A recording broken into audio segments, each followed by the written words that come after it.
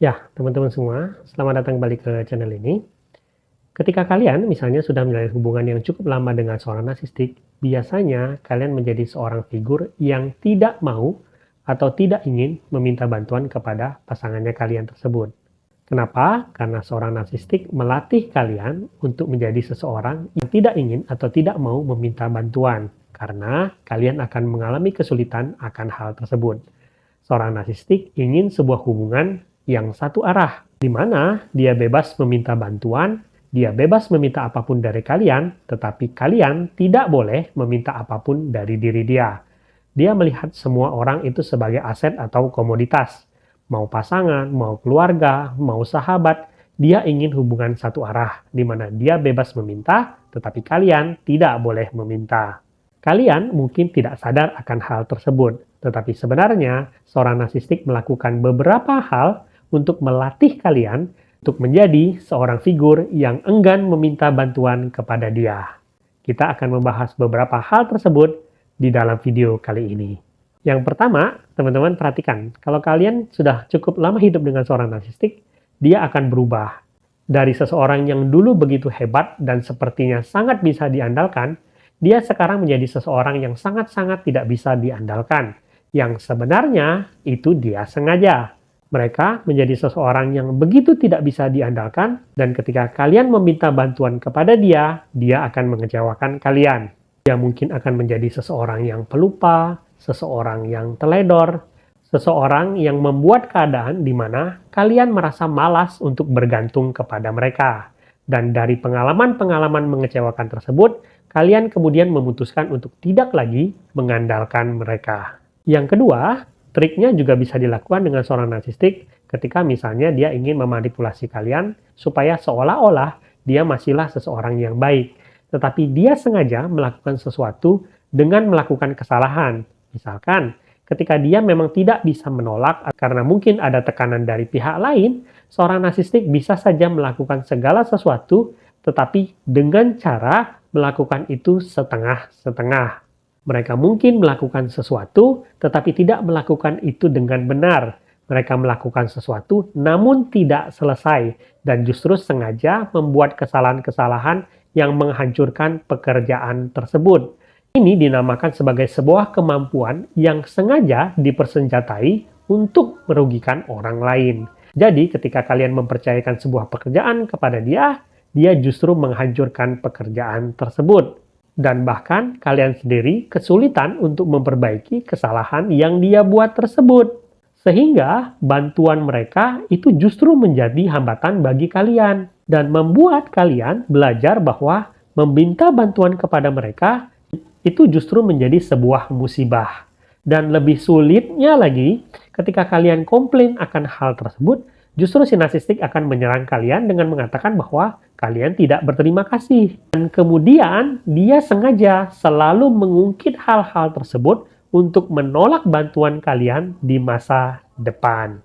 Yang berikutnya, perhatikan. Kalau misalnya kalian meminta bantuan dari pasangan narsistik kalian, terkadang dia mungkin akan mengeluarkan perkataan-perkataan yang sangat menyakitkan hati kalian.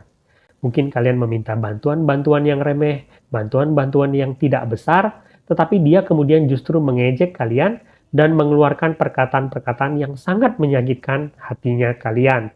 Sehingga itu membuat kalian merasa bahwa lebih baik untuk tidak meminta bantuan dia, karena itu akan menyakiti sisi emosional kalian. Seorang narsistik tidak bisa merasakan penderitaan orang lain. Dia tahu yang dia lakukan itu menyakitkan kalian. Dia tahu ejekan dia tersebut itu bisa menyakitkan kalian. Tetapi dia tidak bisa merasakan penderitaan kalian. Jadi ketika keinginan dia supaya kalian tidak ingin lagi meminta bantuan kepada dia itu tercapai, maka dia tidak segan-segan untuk mengeluarkan ejekan-ejekan yang menyakitkan hati kalian. Hal lain, kita juga tahu gitu ya, kalau kalian biasa hidup dengan seorang narsistik, terutama kalau dia tipe over, dia bisa saja meledak marah kapan saja. Kalian mungkin akan meminta hal-hal kecil yang mungkin bagi kalian bukan sesuatu hal yang besar. Atau mungkin juga ada hal-hal besar yang ingin kalian lakukan dan kalian meminta bantuan dari pasangannya kalian. Itu adalah sesuatu hal yang wajar. Tetapi ketika seorang narsistik mengalami hal tersebut, kalau dia merasa pada saat itu bisa mempergunakan kemarahan, dia bisa melakukan hal tersebut. Bahkan ketika misalnya dia tidak merasa marah sekalipun, tetapi dia bisa tahu kalau dia bisa berpura-pura marah dan membuat kalian membatalkan keinginan kalian untuk meminta bantuan, maka dia tidak akan segan-segan melakukan hal tersebut. Ledakan amarah itu bisa menjadi sesuatu yang sangat mengejutkan kalian. Dan ketika itu terjadi akan sesuatu yang sebenarnya tidak harus direspon dengan kemarahan, itu akan membuat kalian semakin terkejut dan bisa saja kemudian membuat kalian trauma. Dan kemudian di masa depan kalian mungkin lebih memutuskan untuk mengambil jalan aman untuk tidak meminta bantuan apapun. Yang berikutnya, seorang narsistik juga bisa saja mengabaikan kalian begitu saja ketika kalian meminta sebuah bantuan.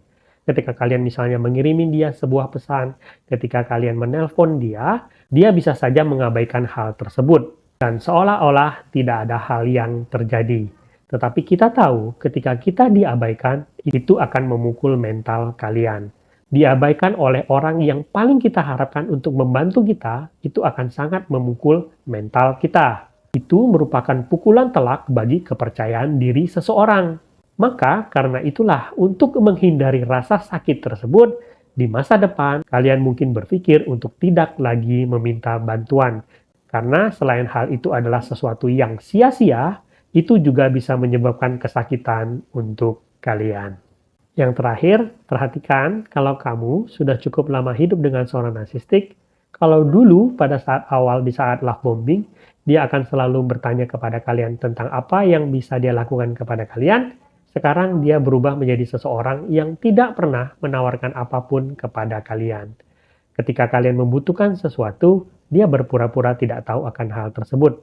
Ketika kalian berharap dia akan membantu kalian untuk melakukan sesuatu, dia mungkin akan pergi begitu saja. Dia menjadi seseorang yang tidak pernah menawarkan apapun kepada kalian. Dan ketika kalian menyadari hal tersebut, itu membuat kalian mematikan keinginan kalian untuk meminta bantuan dari dia. Karena melihat seseorang yang kalian paling harapkan untuk siap sedia untuk membantu kalian, tetapi dia justru berdiam diri akan hal tersebut, itu mungkin sudah cukup menyakiti hati kalian dan membuat kalian mengurungkan niat kalian karena kalian merasa itu adalah sesuatu yang sia-sia. Sebagai penutup, teman-teman, seorang narsistik itu biasanya hidupnya kacau, teman-teman. Mereka selalu masuk dan keluar dari dalam sebuah hubungan dan berpindah-pindah di banyak tempat. Mereka selalu terlibat masalah, selalu berada dalam sebuah pusaran kehidupan yang kacau dimanapun mereka berada. Nah, biasanya memang mereka juga akan menarik orang-orang yang mereka butuhkan untuk secara sementara memperbaiki kehidupan mereka. Walaupun itu biasanya juga tidak akan bertahan lama. Mereka tetap akan kembali dalam pola kekacauan hidup yang mereka biasa jalani. Seorang narsistik biasanya mempersulit korbannya dia saat mereka meminta sesuatu. Bahkan mungkin mereka menghukum suplainya ketika mereka meminta bantuannya dari si narsistik. Ini membuat suplainya kemudian mengurungkan niat dia untuk meminta bantuan dari si narsistik karena tidak sepadan dengan apa yang mereka dapat. Nah, hal ini memungkinkan bagi seorang narsistik untuk pergi tanpa membantu orang-orang yang mencintai dia. Seolah ada aturan tidak tertulis bagi orang-orang untuk tidak berani atau tidak boleh meminta bantuan kepada dia. Hal ini baik bagi seorang narsistik, tetapi sangat tidak baik untuk kalian yang menjadi korbannya dia. Karena itu, belajarlah untuk mengenali pola-pola yang tidak sehat di dalam hubungan seperti ini. Meminta bantuan dari orang yang kita percayai itu tidak salah. Tentu dengan catatan, kita juga memberi bantuan kepada orang-orang yang kita cintai tersebut. Hubungan yang sehat adalah hubungan yang saling memberi dan saling menerima. Yang sayangnya, mungkin tidak kamu temui ketika kamu menjalin hubungan dengan seorang narsistik. Keluarlah dari hubungan yang beracun seperti ini, dan temukanlah seseorang yang bisa memberi kamu ruang untuk saling bertumbuh dan saling memberi. Semoga video ini berguna. Sampai jumpa di video selanjutnya.